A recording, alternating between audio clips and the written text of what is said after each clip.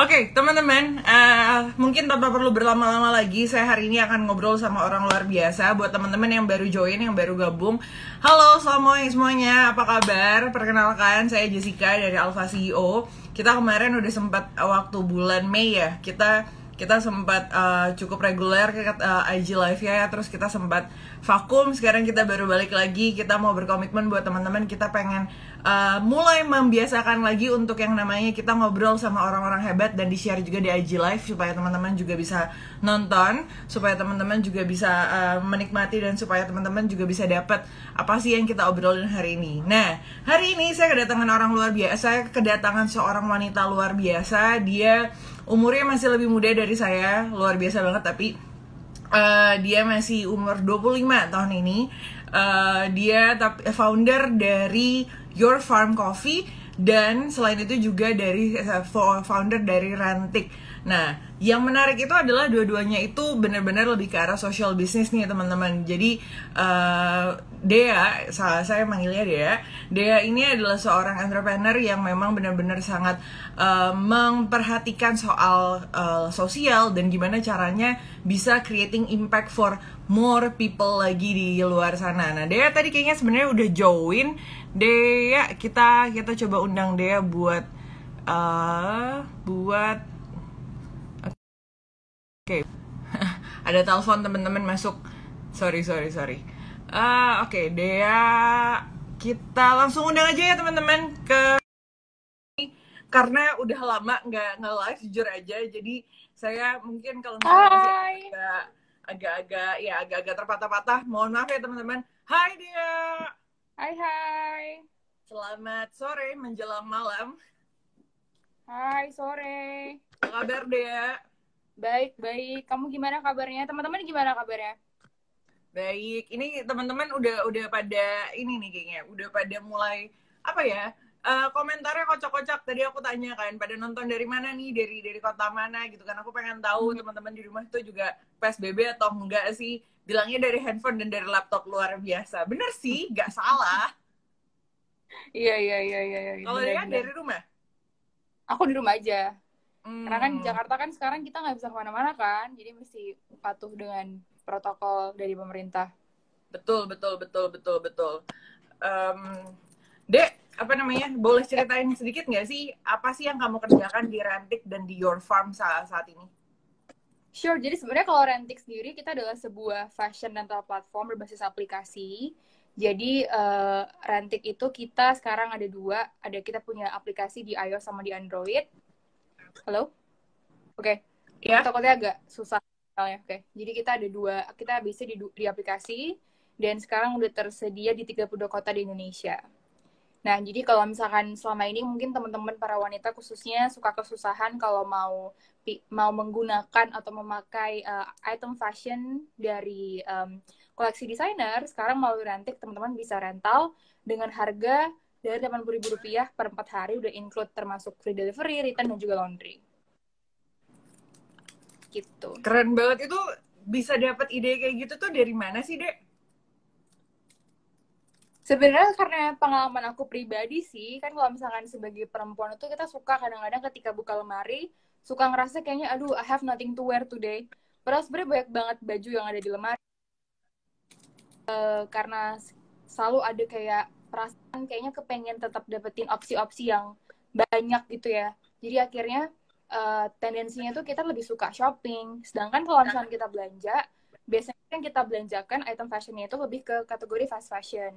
Yang mana kalau kategori fast fashion itu udah lama gitu, mungkin dari segi kualitas Dek, ini aku akan yang menurun. putus-putus apa kamu yang putus-putus ya, Dek? Aku bingung. Teman-teman gimana? Soalnya kalau aku sih ngeliat kamu Teman-teman? putus-putus, guys. Oh gitu. Teman-teman, Iya. coba teman-teman, aku minta tolong teman-teman nih komennya dan minta tolong feedbacknya. Yang putus-putus aku apa, Dek?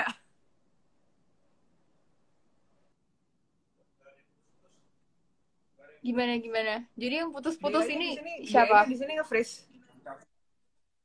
Oh, akunya nge-freeze. Lancar ya? Iya, aku barusan sih aku ngomong nge-freeze ya.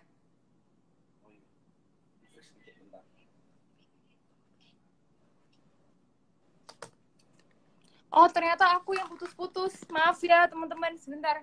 Apakah kita perlu ini mencoba ulang kembali? Aku yang putus-putus ternyata, bukan, maaf banget.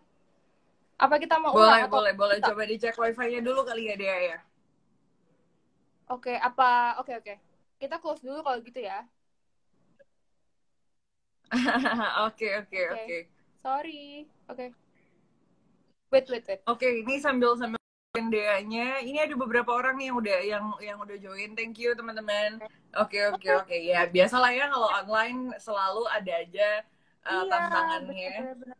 Iya, baiklah. Mau gak mau mesti dibiasakan sekarang. Karena kan kita kan stay di rumah kan. Jadi nggak bisa kemana-mana Benar, juga. benar, benar, benar. Nah, dia sendiri sekarang Ya. semuanya kerjaan berarti dari rumah atau masih ada yang kantor eh karena kebetulan kantornya nggak di tempat yang PSBB kayak Jakarta gitu? Kantor aku kebetulan di Jakarta. Jadi ya memang sekarang kita WFH sih. Hmm, hmm, hmm. Berarti semuanya full, semuanya dari rumah ya, Dek? Betul. Semuanya full dari rumah. Oke, Oke. oke. Nah, tadi kita sampai mana? Aku sampai lupa. Oh, kita tadi Sampai ngobrolin pengenalan. sedikit soal ya rentik dan gimana sih dia bisa kepikiran ide bisa mau bikin rentik. Nah, tadi itu di situ udah keputus-putus. Dia mungkin do you mind untuk ngulang sedikit nggak, Dek? Iya boleh. Jadi tadi yang sempat aku omongin sebenarnya rentik itu tuh ada karena memang dari dari pengalamanku pribadi sebagai seorang wanita gitu ya. Ketika aku buka lemari tuh selalu ngerasa kayaknya nggak punya baju yang bisa dipakai untuk hari ini. Padahal sebenarnya banyak banget kan opsi yang ada di lemari gitu. Cuman it Hmm. like basically stay there, dan kita tuh tendensinya biasanya kalau udah kayak cobain satu baju tuh biasanya jarang akan pakai baju yang sama ke event yang sama, ke event yang mungkin ketemu sama orang-orang yang sama. Bener nggak sih, Jess? True, Misalkan true, true. True kamu banget. lagi mau datang ke acara A, tapi teman-temannya tuh sama satu circle yang sama gitu. Jadi pasti kayak mau nggak mau tuh pengen ganti outfits. Nah, tapi karena sebagai millennials, kita biasanya tuh budgetnya nggak begitu banyak kan. That being said, ketika kita konsumsi fashion, biasanya yang dikonsumsi adalah produk fast fashion. Nah, kalau misalnya produk fast fashion, itu dampaknya sebenarnya banyak banget ke lingkungan. Hmm. Mungkin kalau kamu pernah dengar, tahun 2005 tuh sempat ada case-nya ketika salah satu factory di Bangladesh itu sempat collapse. Ada 3.000 workers yang mereka kena impact-nya gitu. Ada yang berapa ratus ribu meninggal gitu. Nah, kenapa sih sebenarnya fast fashion itu nggak bagus? Satu, mereka tidak mempekerjakan pekerja dengan upah yang cukup gitu ya, upah yang semestinya. Yang kedua, karena itu mereka mengejar waktu banget ya, jadi mau nggak mau tuh koleksi yang dibuat biasanya dari bahan yang non sustainable. Nah, adanya renting ini sebenarnya ada dua misi. Satu, kita kepengen bisa empowering para wanita supaya mereka bisa terlihat cantik setiap saat dengan menggunakan pakaian dari koleksi desainer.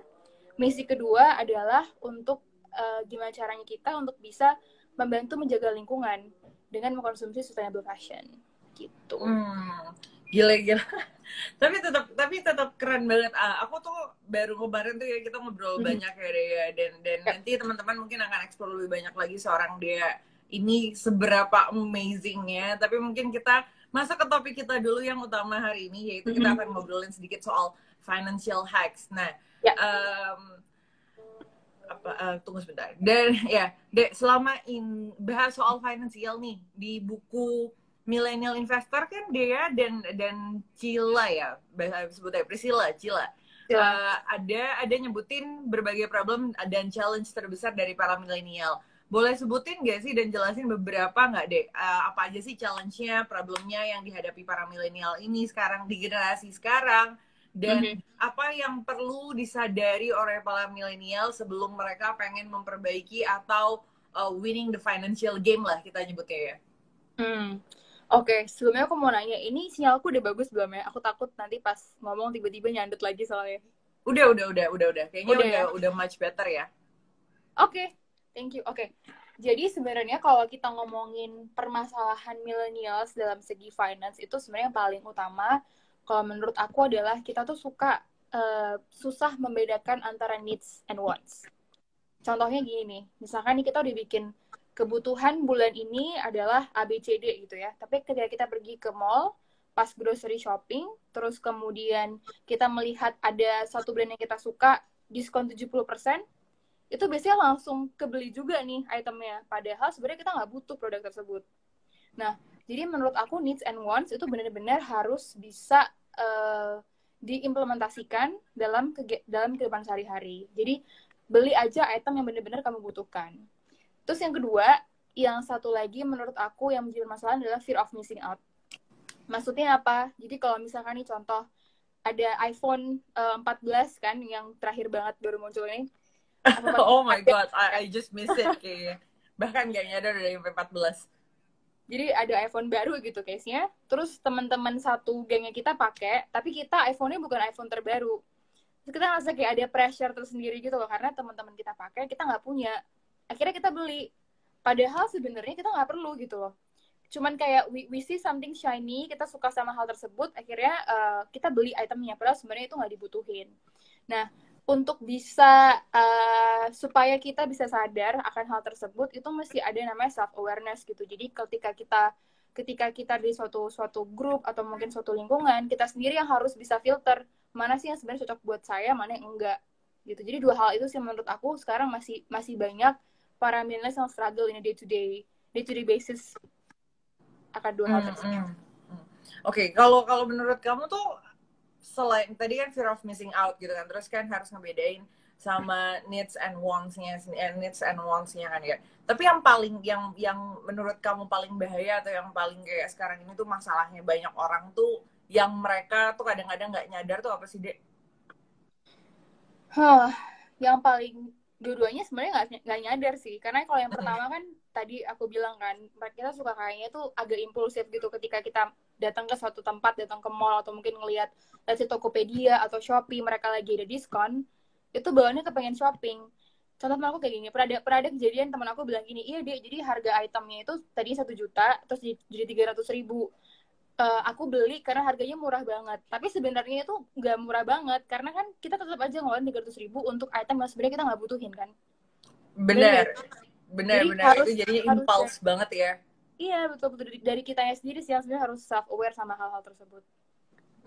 Oke. Nah, di buku Dea kan dan di beberapa artikel Dea kan Dea juga mention nih soal investasi sejak dini. Bahkan kalau nggak salah tuh Dea mulai investasi tuh dari umur 18 ya. It was amazing karena mungkin zaman-zamannya ya kita kan kurang lebih ya setara ya. Jadi kurang zaman-zamannya itu kayak mungkin aku sendiri tuh belum mikirin ke arah yang namanya investment seperti itu gitu kan. Nah, boleh di-share nggak sih, Dek, awalnya tuh bisa terjun ke dunia investasi as a teenagers, berarti ya balik back then itu masih teenagers ya. As a teenagers itu tuh gimana ceritanya, terus menurut Dea, apa sih prinsip paling penting, prinsip dasar dalam berinvestasi? Oke. Sebenarnya kalau untuk investasi sendiri itu aku baru mulai ketika kuliah. Tapi kalau misalkan saving itu dari mulai SMP. Jadi dari aku kecil, mamaku selalu ngajarin aku untuk saving. Jadi kayak misalnya let's say ada uang jajan atau mungkin aku ada aktivitas lain di luar, terus aku kayak dapetin duit gitu ya. Pasti aku save. Nah, ketika SMP itu aku akhirnya bisa merasakan hasil dari tabunganku. Aku bisa beli item yang aku pengen, misalkan aku beli laptop baru atau aku beli motor gitu-gitu. Jadi setelah ada habitnya, waktu aku SMA, aku juga ngelakuin hal yang sama. Ketika kuliah, aku udah mulai explore dunia investasi. Jadi di situ aku mulai dengan investasi emas paling pertama kali, emas batangan ya.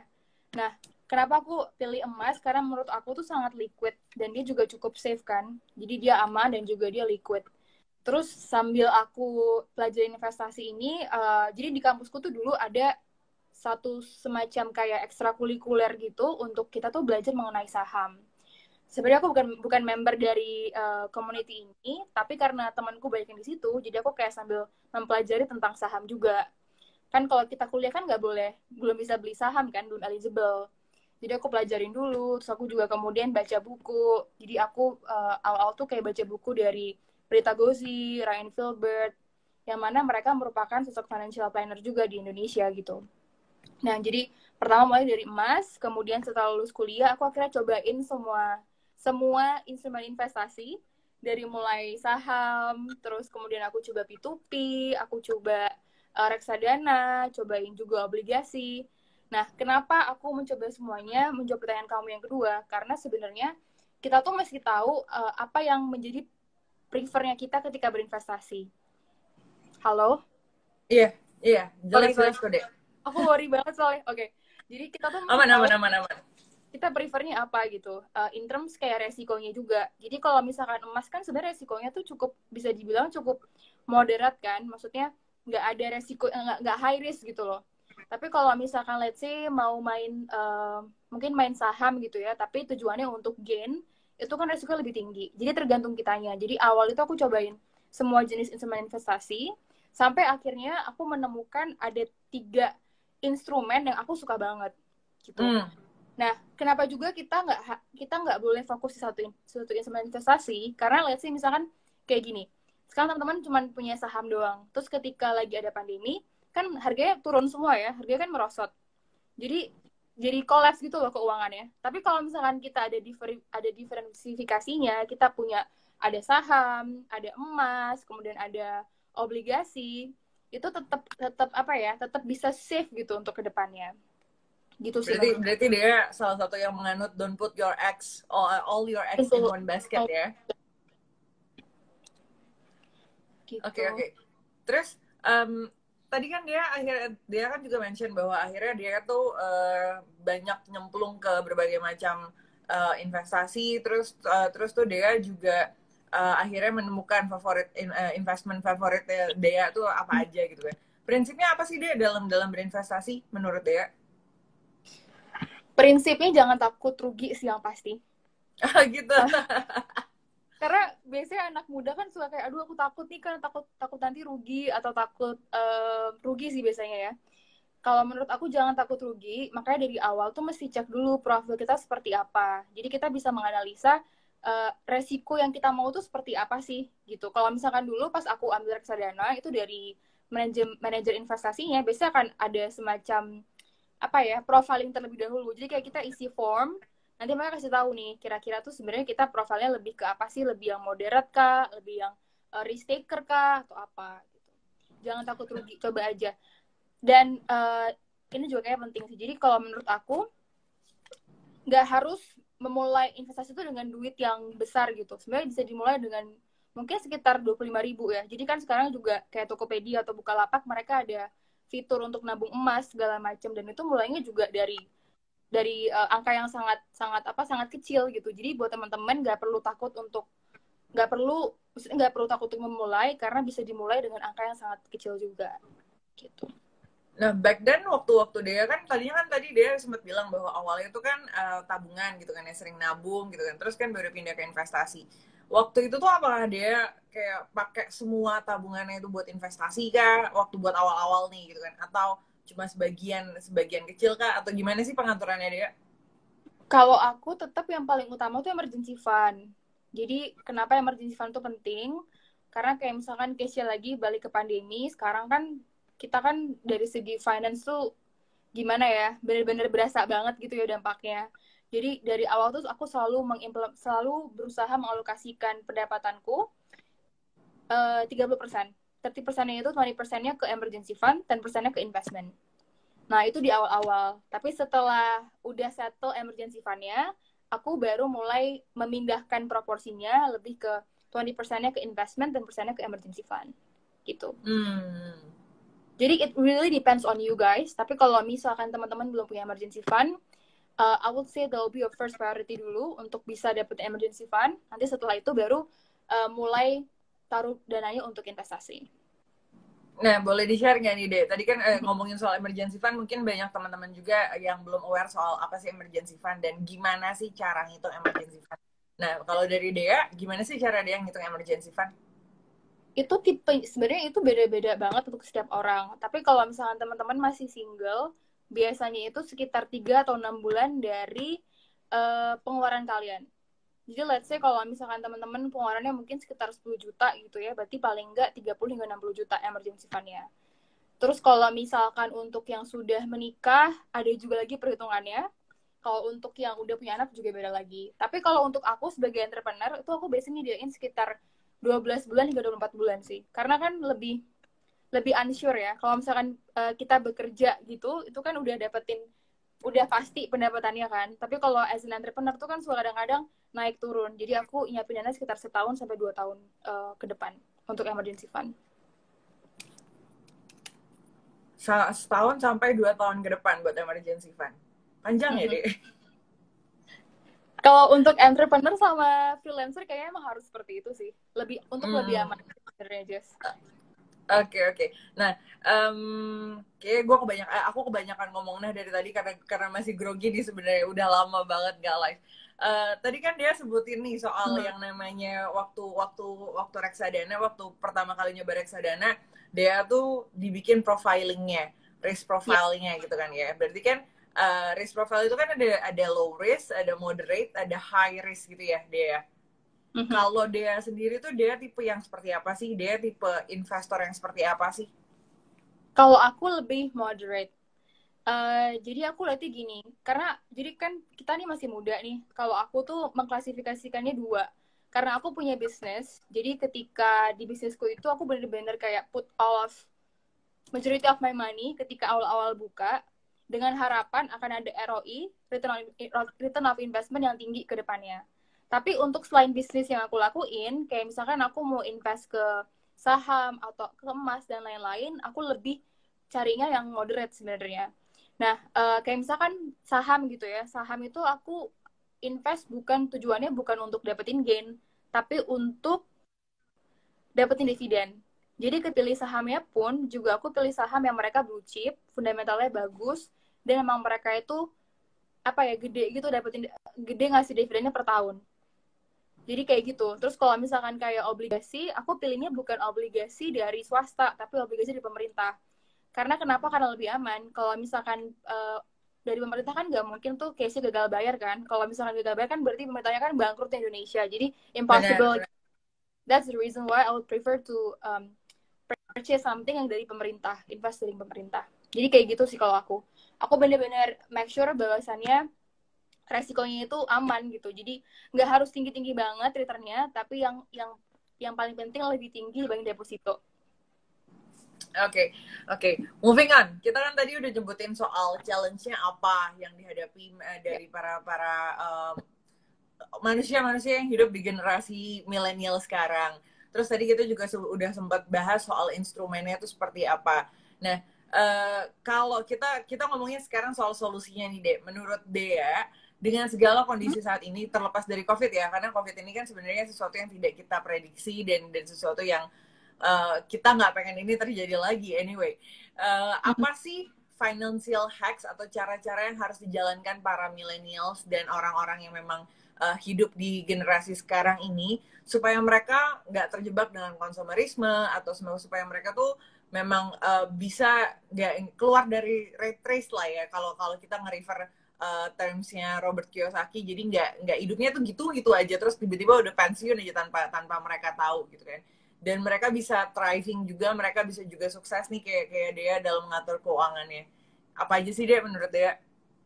Aku masih belajar sih sebenarnya. Tapi kalau misalkan ditanya kayak gitu, based on my experience, mungkin lebih ke preparation. Jadi preparation di sini mulai dari teman-teman mesti siapin emergency fund, itu udah wajib, harus, kudu, pokoknya itu penting banget.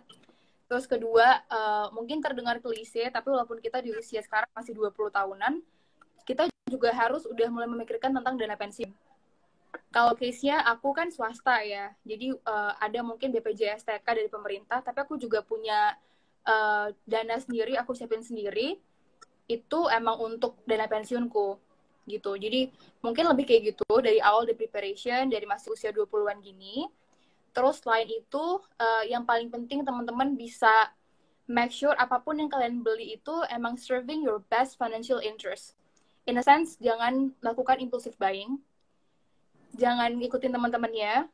Make sure bahwasannya kamu tuh kalau belanja emang benar-benar sesuai dengan kebutuhan kamu. Dan yang paling penting adalah investasi. Dan tadi yang seperti aku ngomongin juga, nggak harus dengan angka yang besar gitu. Teman-teman cukup dengan 25.000 aja mungkin per minggu atau per 2 minggu. bisa banget untuk investasi dari emas, dari saham, obligasi, dan lain-lain. Dia tuh tadi ada nyebutin soal jangan terpengaruh sama teman-teman, tapi itu kayak tantangan yang challenging dan susah banget tuh deh. Kalau dia tuh ada tips-tipsnya nggak sih gimana caranya supaya memang nggak terpengaruh dengan misalnya dengan sosial media yang ada sekarang, dengan tren-tren yang ada sekarang? Gimana ya, kalau aku tuh karena kesadaran diri. Jadi waktu aku masih SMP, mungkin kamu juga ngerasain hal yang sama aja. Waktu itu kan sempat ada BlackBerry, lagi hitsnya BlackBerry kan, handphone itu smartphone. Waktu itu aku pakai BlackBerry seri Gemini kalau nggak salah. Nah, ketika itu harganya masih mahal banget karena waktu tahun 2000 berapa sih, 2006 itu kayak mungkin sekitar masih 4 juta 5 juta gitu ya, lumayan kan. Aku minta mamaku, beliin ya ini gitu, kredit beliin kan. Terus 3 bulan lagi BlackBerry seri terbaru, aku nggak enak mau minta lagi nih, jadi aku kira nabung, aku beli itu dengan duitku sendiri. Terus akhirnya 6 bulan setelah itu muncul lagi BlackBerry seri terbaru, and I was like, if I keep on doing this, mau jadi apa nanti goalnya gitu loh. Kalau aku tetap keep on continue following the trends instead of like myself to knowing exactly what I want dan tetap stay true aja sama yang aku pengen, aku mau, ya mendingan kayak gitu loh. Jadi itu karena aku ngerasain sendiri dari pengalamanku pribadi, kalau misalkan following the trends itu nggak akan ada berhentinya gitu loh, pasti akan terus ada aja hal yang baru. Jadi kita sendiri yang mesti bisa ngerem kita butuhnya apa, dan tadi yang aku bilang harus di make sure apapun yang kamu beli itu sesuai dengan kondisi finansial kamu. Contoh case-nya lagi kayak misalkan teman-teman aku gitu ya, mereka ada beberapa yang suka banget sama fashion sampai mungkin beli item-item koleksi desainer dengan harga yang luar biasa gitu. Nah, ketika kayak gini, itu kebanyakan dari teman-teman aku, mereka itu pakai credit card-nya untuk membeli item-item ini. Sebenarnya nggak apa-apa sih. Tapi kalau misalkan beberapa case-nya tuh sampai kreditnya tuh over limit gitu loh. Nah, jadi sebenarnya sayang banget kan kalau kita menggunakan kredit tersebut untuk konsumtif, penggunaan yang konsumtif. Lebih baik kan dipakai untuk hal yang lain. Jadi kitanya sendiri sih yang emang harus bisa ngerem. Jess, kamu agak blurry gitu di sini. Everything good? Aku masih bisa dengar kamu dengan jelas sih. Jadi so far so good. Kalau mungkin dari akunya lagi ya. Maaf, kayaknya bisa jadi. So sorry. It's okay. Ya, yeah. Nah, tapi kan tadi tuh kamu juga kan mention banget nih bahwa kita harus tahu apa yang kita mau gitu kan ya. Kita harus tahu apa yang kita butuh gitu kan. Tapi itu kan lagi-lagi itu bukan sesuatu yang gampang, dan bahkan pun gitu ya di buku kamu pun juga mention soal kamu tuh bahkan udah tahu apa yang pengen kamu capai dalam hidup, apa yang kamu pengen jadi seseorang yang seperti apa itu, bahkan on your early ages gitu, yang ketika masih umur belasan gitu kan ya, dan kamu salah satunya waktu itu kamu pengen keliling dunia kalau bisa tanpa bayar gitu kan ya. Terus kamu pengen punya dampak buat banyak orang. Nah, boleh ceritain nggak sih gimana cara kamu bisa setting your goal tuh seperti itu, dan waktu ketika revelation pertama, ketika baru waktu itu kayak gue tahu nih gue mau ini gitu kan ya, seperti apa sih prosesnya, dan waktu itu mimpi kamu tuh apa sih? Sebenarnya kalau aku tuh dari awal banget, dari kecil aku udah punya set goal sendiri. Aku kepengen jadi pribadi yang bisa memuliakan banyak orang, bisa memberikan impact untuk banyak orang. Tapi itu terjadi karena dari kecil keluargaku tuh selalu berusaha untuk untuk educate myself dengan cara yang praktikal. Misalkan nih, kalau aku ulang tahun gitu ya, biasanya ada 2 kali perayaan. Jadi perayaan pertama biasanya aku sama teman-temanku. Yang kedua, pasti aku dibawa ke panti asuhan. Tujuannya apa? Tujuannya supaya aku tuh punya semacam kayak awareness bahwasannya banyak banget loh anak yang seumuran aku juga, mereka less fortunate than myself gitu. Jadi karena mungkin habit yang dibangun sama keluargaku ketika itu, mau nggak mau kayaknya ngebentuk aku jadi the person that I am right now.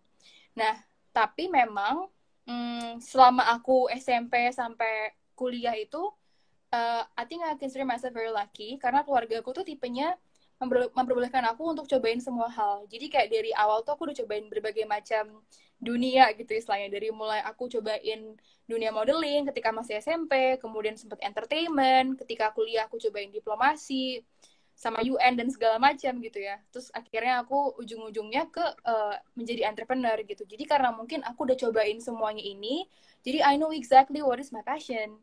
Nah, mungkin buat teman-teman yang masih belum tahu passionnya kemana, bisa banget dicoba dengan cara satu, baca buku.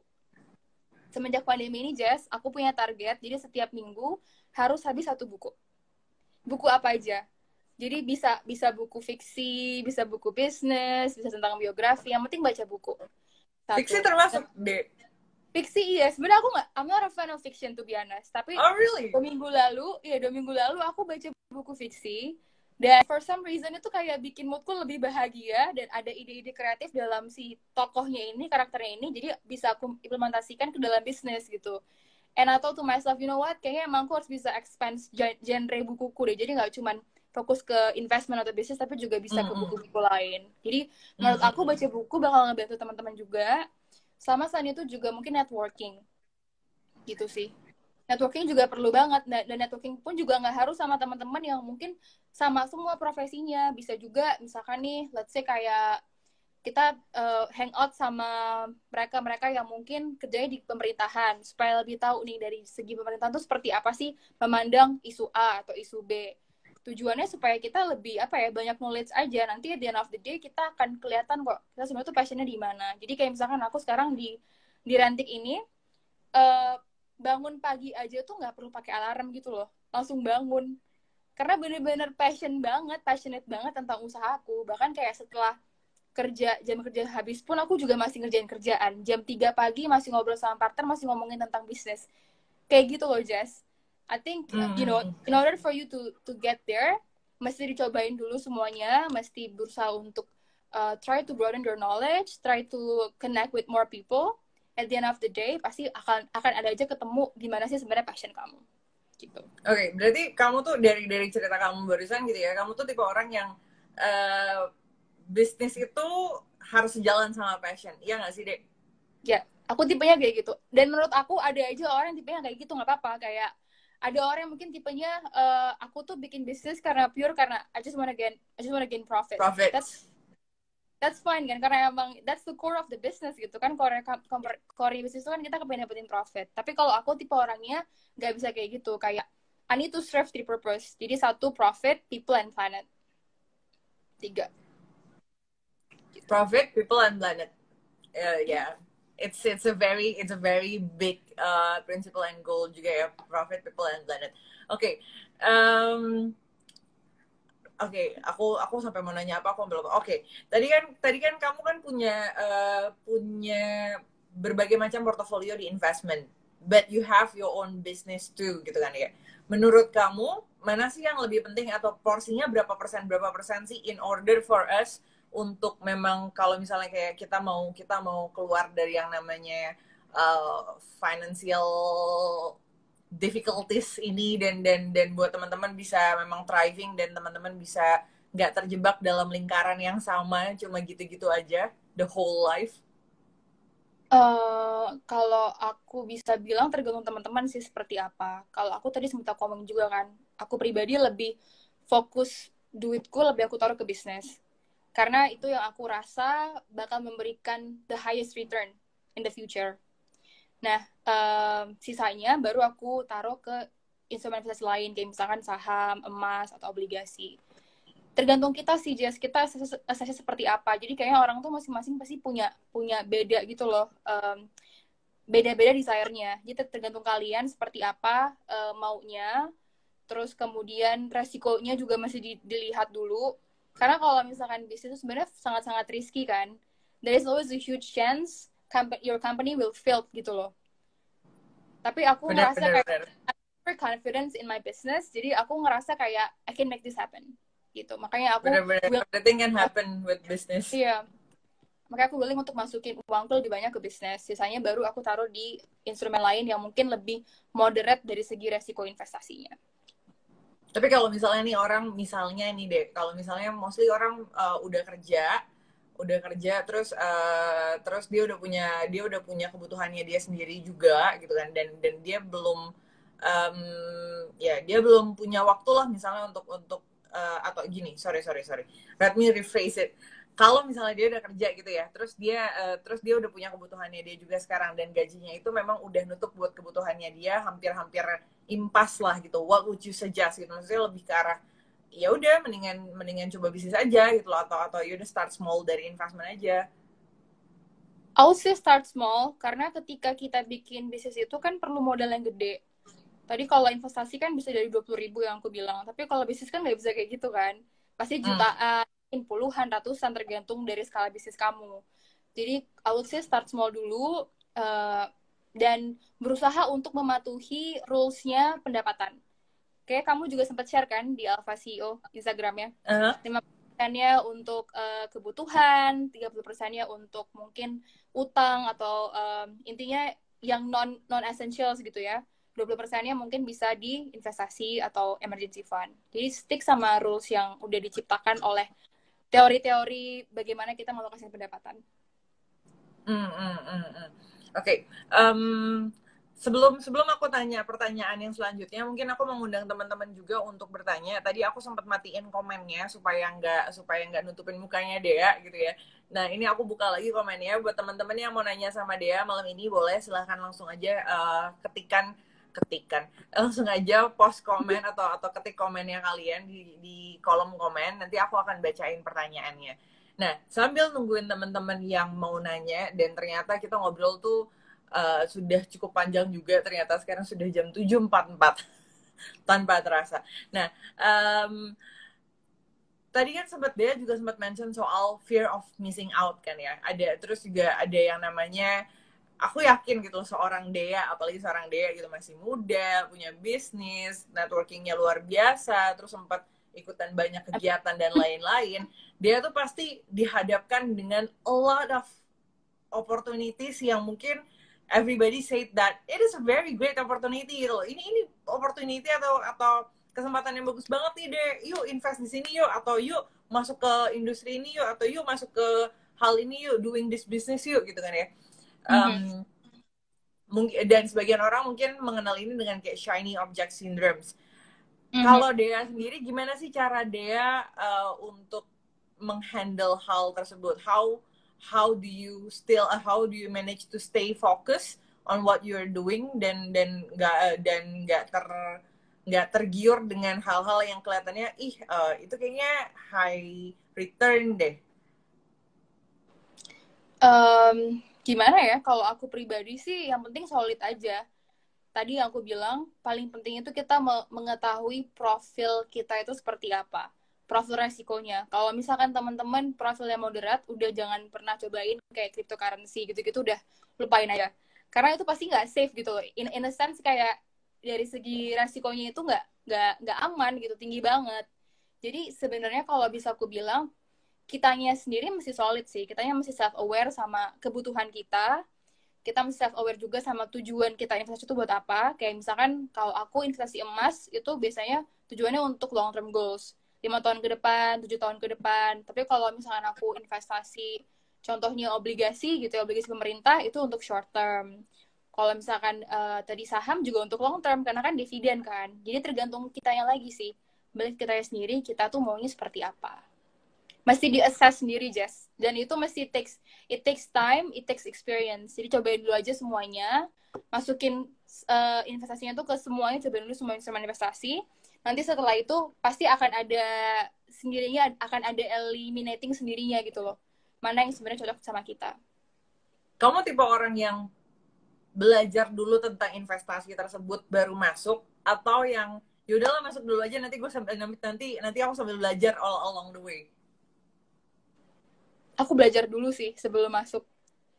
Kayak aku bukan tipe orang yang berani langsung coba-coba tanpa kayak nggak research terlebih dahulu gitu. Jadi I usually like research first and then I know exactly how it works. Baru setelah itu aku decide untuk aku mau invest atau enggak. Terus Karena biasanya kalau kamu nanya rekomendasi nggak sih atau nanya dari ya gimana deh sorry? karena kalau misalkan kita nggak kayak gitu, nanti case-nya malah kita yang dibodohi gitu. Contohnya kalau misalkan kita pakai manajer investasi kayak case-nya kemarin, aku mungkin nggak perlu sebutin, teman-teman udah tahu kali ya. Nggak usah sebutin. Bener wow banget kan, maksudnya semua orang itu mikir kayak ini perusahaan tuh gede banget, tiba-tiba langsung satu hari langsung hilang gitu loh. Nah itu sebenarnya salahnya juga kita sih, kita sebagai seorang investor juga harus teredukasi gitu. Jangan sampai si manajer investasi bilangnya ini terus kita ikut-ikutin aja, jadi kita sendiri juga harus bisa baca terpasar dan segala macam. Nah, kalau soal kayak rekomendasi gitu atau tadi dia sempat belajar bahwa sempat bilang bahwa ya salah satunya adalah dia dari buku gitu ya. Ada lagi nggak sih resources yang dia pakai atau yang dia gunakan atau dia belajar dari situ dulu gitu sebelum masuk ke investment tertentu? Kalau aku sih buku, terus kemudian Google, as always, millennials kan. Terus selain itu aku juga teman-teman sih. Jadi aku punya teman, dia juga kayak founder salah satu komunitas gitu yang fokus di saham. Aku banyak banget sharing sama dia. Satu lagi juga aku punya teman deket, dia juga kerja di sekuritas. Sebenarnya ini nggak boleh ya, cuman kadang-kadang tuh kayak diskusi gitu, dia kayak ini deh minggu ini yang bagus ini nih sahamnya gitu. Jadi aku biasanya juga kalau beli saham based on like you know the way like what is dia tuh referennya kemana gitu, referensinya dia. Gitu. Dapat privilege ya deh ya. Iya. Tapi aku juga consumernya sekuritasnya dia. Jadi nggak apa-apa lah ya. Oke, Dea tadi juga sempat nyebutin soal cryptocurrency kan ya. Kan Dea tuh masih dalam kondisi, maksudnya tadi kan Dea sempat mention bahwa untuk beberapa hal sebenarnya Dea tuh investor yang high risk gitu kan. Tapi untuk hal-hal yang lainnya yang moderate gitu kan. Kenapa sih apa sih gimana cara pikirnya Dea waktu itu sampai nggak kayaknya cryptocurrency not my thing deh gitu. Simple sih, karena kripto tuh belum legal di Indonesia. Aku tuh be honest ya, aku belum pernah baca buku Warren Buffett. Karena aku tuh lebih suka belajar yang aku bisa relate gitu loh. I'm not saying kalau misalnya teman-teman jangan baca bukunya Warren Buffett, enggak. Cuman kayak I feel kalau aku tuh baca buku mungkin yang dari penulis lokal itu bisa lebih relate. Karena kan yang investasikan kan sama kan. Produknya tuh sama gitu loh, nggak beda kan. Kalau Warren kan mungkin lebih ngomongin tentang saham-saham di US dan segala macam, which I don't really want to know yet. Mungkin nanti ke depannya aku akan belajar gitu. Jadi kalau aku kayak gitu sih. I see. Okay, final question and final message. Mungkin dia bisa nyampein beberapa pesan-pesan penting atau what would you do untuk teman-teman atau gini, kalau misalnya dia di posisi teman-teman nih sekarang yang mungkin masih struggling secara finansial gitu kan ya, dan sekarang juga masih bingung harus mulai dari mana gitu, apa sih yang akan dia lakukan?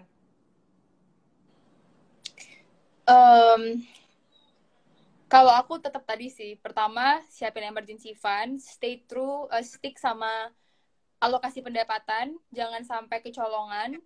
Jadi kalau misalkan teman-teman, mungkin kalau susah itu namanya high five banking method. Jadi aku belajarnya dari luar juga sih. Jadi ada salah satu influencer finance, dia tinggalnya di US, dia ajarin tuh kayak 2 itu adalah untuk checking accounts. Jadi untuk kita bills kita, untuk utang-utang kita punya mungkin, satu lagi untuk lifestyle. 3 lagi itu adalah account yang kalian gunakan untuk investasi atau untuk menabung di masa depan. Misalkan untuk satu short term goals, terus mid term goals sama long term goals. Bisa dibuat kayak gitu juga supaya teman-teman lebih gampang. Terus selain itu, kalau mau investasi jangan lupa pastinya harus cek dulu resiko kita seperti apa, resiko yang kita terima, apakah kita tipenya moderat atau tipenya mungkin high risk taker, kita mesti tahu juga. Dan kalau sekarang di kondisi pandemi kayak gini, oh iya, aku juga mau kasih satu saran sih. Jadi di pandemi ini, selain aku siapin emergency fund dan juga obligasi pemerintah, aku juga beli saham. pasti pada mikir kenapa beli saham sekarang gitu ya. Karena sebenarnya kalau kalian lihat gitu, harga saham misalkan nih, let's say beli sahamnya Gudang Garam gitu, mungkin biasanya sekitar 60.000 satu lot, sekarang jadi 30.000.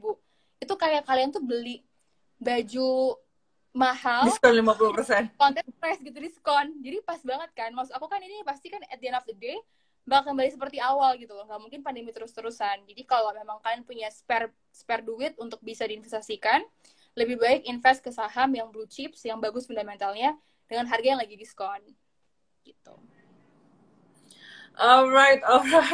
Luar biasa nih ngobrol sama dia hari ini, walaupun kita ngobrol kurang dari 1 jam dan tadi sempat ada gangguan koneksi dikit, tapi a lot of things yang kita bisa pelajari dari dia. Tadi salah satunya adalah beberapa prinsip-prinsipnya dia. Aku rekap dikit kali ya. Beberapa prinsip-prinsipnya dia, yang dimana dia sebelum berinvestasi itu ya kita harus tahu dulu goal kita tuh seperti apa. Kita harus benar-benar paham dan mengerti kita tuh mau nginvestasi tuh karena apa, tujuannya apa.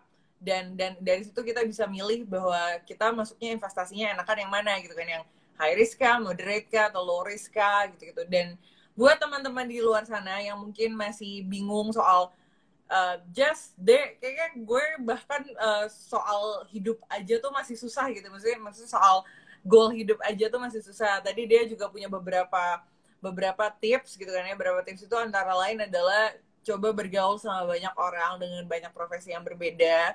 Selain itu dia juga tadi sempat bilang bahwa kayak coba aja gitu loh, dicoba aja, diluangkan waktunya, dicoba profesi tertentu atau misalnya memang sesuatu yang memang teman-teman pengen lakukan.